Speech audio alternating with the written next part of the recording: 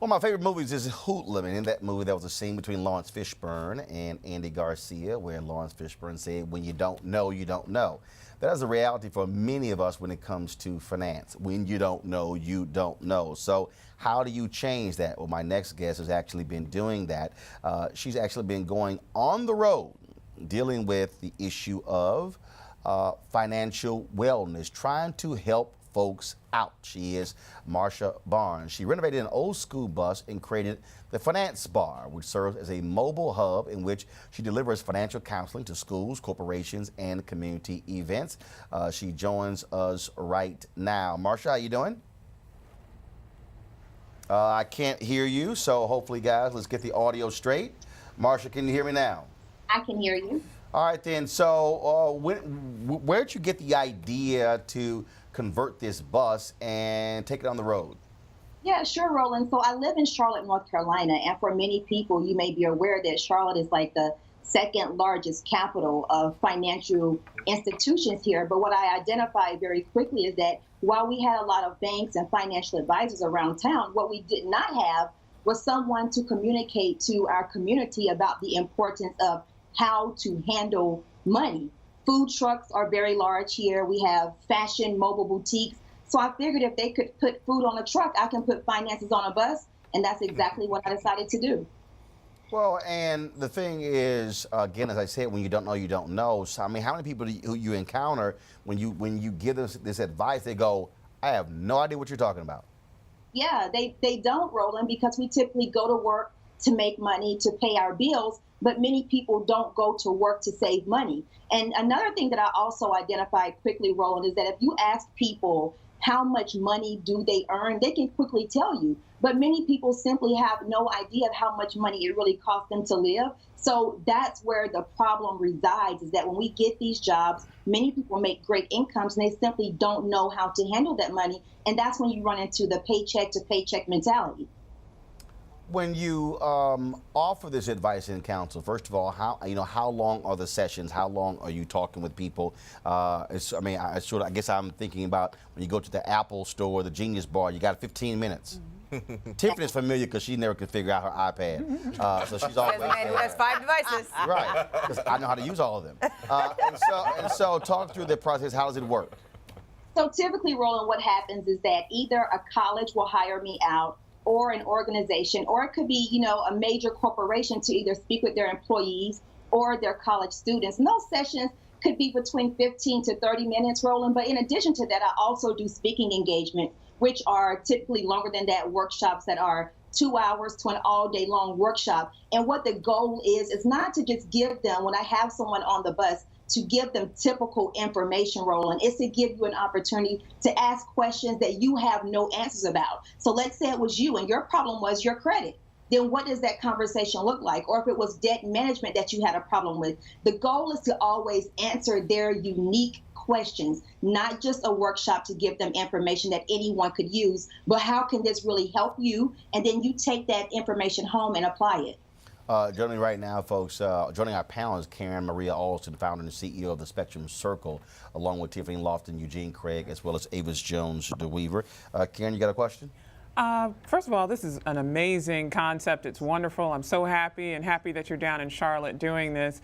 And I just have a quick question, and that is, are people really excited to learn about checking accounts and savings accounts and how they can save money, and showing them the concept of how fast money grows from interest and the rate of return? They are, Karen, because that's the information that they don't get from many banks. You go to a bank to open an account, it's just we're opening up a checking account, Karen, or a savings account, but how does it benefit me? Most people, you would be amazed when they go to a bank to open these accounts, they don't ask, how much will my account grow from interest? It's just, I need an account. So they are very excited to talk about topics that they have not been exposed to in a different way, in a very non-traditional way, because the bus is very non-traditional. I love that. The bus is very non-traditional. Marsha, quick question. So because Roland has folks who come on and talk about financial advice all the time.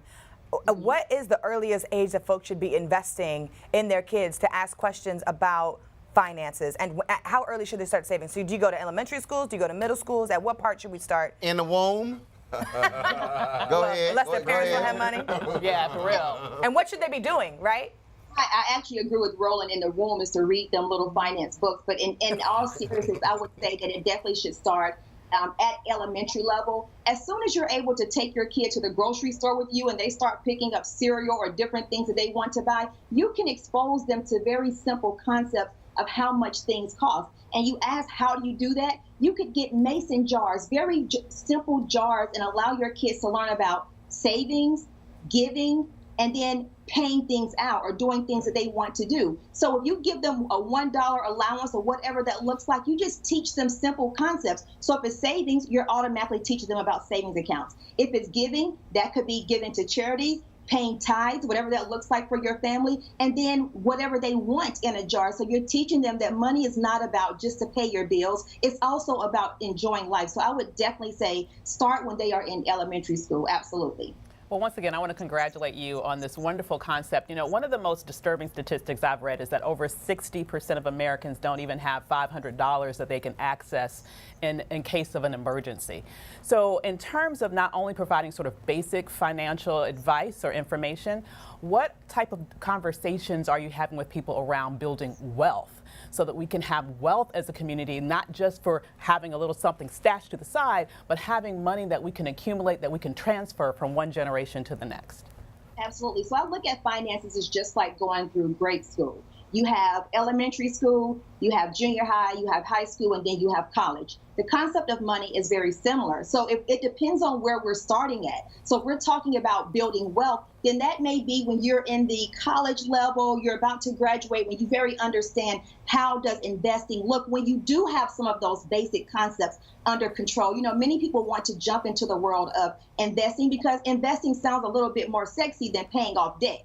Like that's just the reality of it. Yeah. So teach them that let's talk about stages of how to get you to the area of where you have money left over that you can play with and invest, and also letting them know that investing is a risk. No matter how good it sounds, this is money that you may not see again. But also remembering that is if you work, there's 401k, and that's also considered as a way to invest your money. So it all depends on who I'm having the conversation with. What's your favorite investment vehicle? I would say my Bus.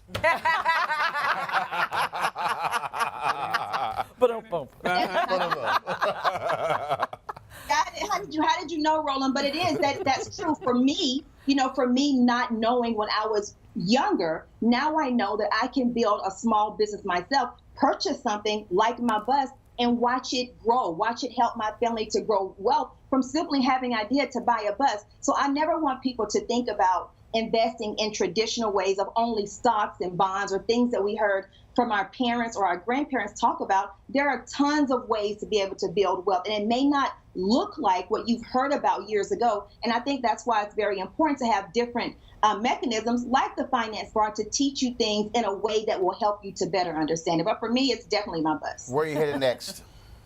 Next, I actually just came back from off the road, Roland. So next for me will be DC, actually next year. I'll be there in February, not with the bus, but for a speaking engagement. All right, then. No, where are you next with the bus? Next with the bus is in Charlotte. I'll be in Charlotte next with the bus, just around town. Oh, so you'll take it on the road? I will take it on the road, but it has to be carried on the bus because it's just like a school bus. It only goes 55 miles per hour. So to get to DC, it will take me about 12 hours. Girl, you better drive that bus somewhere. All right. We appreciate it. Thanks a lot. Thank you, Roland. All right, coming up next on News One Now, Stanley Nelson is an award-winning filmmaker, and he has a new documentary dropping in February on PBS focusing on HBCUs. He will join us next on, of course, this show is sponsored by AT&T, HBCU Unlimited. It is 24 before top of the hour. News One Now on TV One.